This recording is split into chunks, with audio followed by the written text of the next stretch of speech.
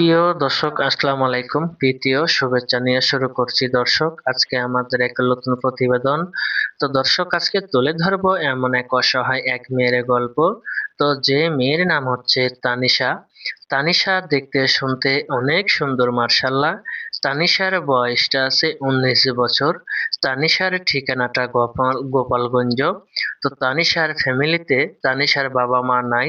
তানিশা ছোট থেকে বড় হয়েছে এবং তার খালার কাছে। তো তানিশার ছোট্ট একটি ভাই আছে। তো তানিশার ফ্যামিলিতে তানিশার খালা তাকে দেখাশোনা এবং ঠিক মতন করতে পারছে না। তো তানিশার খালারও খুব অভাবী সংসার। তো তাই তানিশা তার ছোট ভাইয়ের মুখের দিকে দেখলাম পাশের গ্রামে থেকে এক গ্রামের বাসা বাড়িতে সেলাই মেশিনের কাজ করে। তো তানিশা যতক্ষণে নিয়ে আসে ততক্ষণও তার ছোট ভাইকে নিয়ে খায়। তো তানিশাকে দেওয়ার মতন কোনো মানুষ নাই। তো তানিশা চাচ্ছে আমি যৌতুক দিতে পারবো না এবং যৌতুক দেওয়ার মতন আমার কোনো অর্থ নাই। তো যেই ছেলে আমাকে ভালোবেসে আপন করে নেবে, আমি আমার বুক ভরা ভালোবাসাটা দিতে পারবো। তো দর্শক, এই ছিল তানিশার মুখের এ কথা।